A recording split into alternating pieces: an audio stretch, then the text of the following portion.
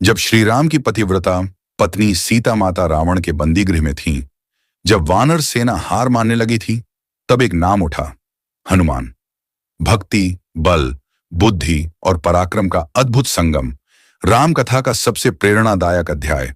आज हम आपको सुनाने जा रहे हैं रामायण का भाग 5, सुंदरकांड, जहां एक सेवक अपने प्रभु के कार्य में अपना तन, मन और प्राण सब समर्पित कर देता है। चलिए आरंभ करते हैं इस दिव्य कथा का श्री राम के नाम से। मृदंग और शंख ध्वनि के साथ कथा आरंभ होती है। 1, हनुमान को अपनी शक्ति का स्मरण। जब वानर सेना सीता माता की खोज करते करते समुद्र तट तक पहुंचती है और सब निराश होते हैं कि समुद्र पार कैसे करें, तब जामवंत हनुमान जी को उनकी जन्मजात शक्तियों की याद दिलाते हैं। तुम्ही तेज प्रताप महाजगवाना, तुम्हें न कछु कठिन जग माना। हनुमान जी को जब स्मरण होता है कि वे सूर्य को बचपन में फल समझकर निगल गए थे, तब वे तुरंत अपने विशाल रूप में आ जाते हैं। 2, समुद्र लांघना और बाधाएं। हनुमान जी श्री राम का नाम लेकर समुद्र पार करने के लिए छलांग लगाते हैं। मार्ग में 3 प्रमुख बाधाएं आती हैं। सुरस्सा, एक नाग माता जो देवताओं के आदेश पर परीक्षा लेने आती है। हनुमान जी चतुराई से छोटे होकर उसके मुंह में प्रवेश करके तुरंत बाहर निकलते हैं। सिंहिका, एक राक्षसी जो परछाई पकड़कर शिकार करती है। हनुमान उसे मारकर नष्ट कर देते हैं। मैनाक पर्वत, जो हनुमान को विश्राम के लिए आमंत्रित करता है, पर हनुमान यह कहकर ठुकरा देते हैं कि राम काज किन्हें बिनु मोहि कहाँ विश्राम। 3, लंका में प्रवेश और लंकिनी से सामना। लंका पहुंचते ही लंकिनी नाम की राक्षसी उन्हें रोकती है। हनुमान जी एक घूंसे में उसे गिरा देते हैं। लंकिनी समझ जाती है कि अब रावण का अंत निकट है, क्योंकि ब्रह्मा जी ने भविष्यवाणी की थी कि जब कोई वानर लंका में बलपूर्वक घुसेगा तभी राक्षसों का नाश निकट होगा।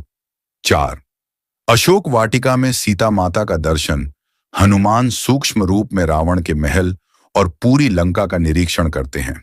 वे अशोक वाटिका पहुंचते हैं, जहां सीता माता राक्षसियों के बीच दुखी होकर राम का स्मरण कर रही होती है। रावण सीता को बार बार डराता और आकर्षित करने की कोशिश करता है, पर सीता माता उसका अपमान कर देती है। हनुमान जी श्री राम की अंगूठी फेंककर सीता माता को संकेत देते हैं। सीता माता चकित होती हैं। फिर जब हनुमान श्री राम की कथा सुनाते हैं तो उन्हें विश्वास होता है।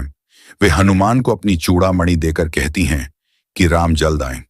5, राक्षसों का वध और रावण के दरबार में हनुमान जी चाहते हैं कि राम को रावण की सेना और शक्ति का अनुमान हो। इसलिए वे अशोक वाटिका में उत्पात मचाते हैं, वृक्ष तोड़ते हैं, राक्षसों को मारते हैं। रावण के पुत्र अक्षय कुमार को मार देते हैं। रावण हनुमान को बंदी बनाने का आदेश देता है। 6, पूंछ में आग और लंका दहन। रावण के मंत्री सुझाव देते हैं कि हनुमान की पूंछ में आग लगाकर उनका अपमान किया जाए।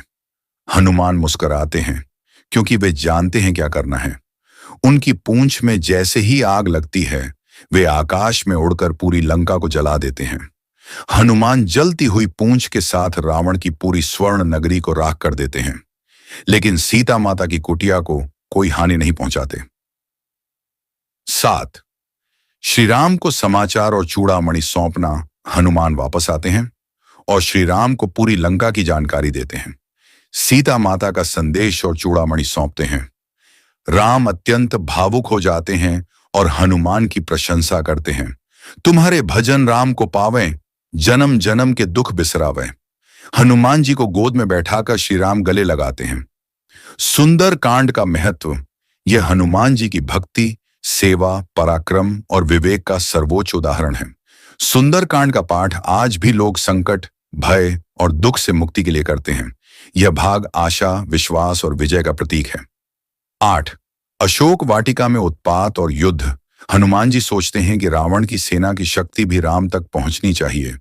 वे अशोक वाटिका में उत्पात मचाते हैं, वृक्ष उखाड़ते हैं, कई राक्षसों को मारते हैं। रावण अपने पुत्र अक्षय कुमार को भेजता है। हनुमान उसे भी यमलोक पहुंचा देते हैं। 9, रावण के दरबार में हनुमान और पूंछ में आग। हनुमान जानबूझकर बंदी बनते हैं ताकि रावण के दरबार को देख सकें। रावण उन्हें मारना चाहता है, लेकिन विभीषण कहता है कि दूत की हत्या शास्त्रों के अनुसार अधर्म है। तब रावण कहता है कि इनकी पूंछ में आग लगाकर लंका में घुमाया जाए। हनुमान जी सब कुछ सहते हुए अवसर की प्रतीक्षा करते हैं। 10. लंका दहन और श्री राम को समाचार देना। जैसे ही पूंछ में आग लगती है, हनुमान अपना विशाल रूप धारण करके लंका के महल, बाजार, सेना भवन, अस्त्रागार सबको जला देते हैं। फिर वे समुद्र लांघकर वापस श्री राम के पास आते हैं। सीता माता का संदेश, चूड़ामणि और लंका की पूरी जानकारी देते हैं। राम अत्यंत भावुक होते हैं और हनुमान को गले लगाते हैं। लंका जल गई, पर जल नहीं पाया हनुमान का प्रेम, भक्ति और समर्पण। सीता माता का संदेश लेकर जब हनुमान लौटे तो श्री राम की आंखों में आंसू थे, कृतज्ञता के आंसू।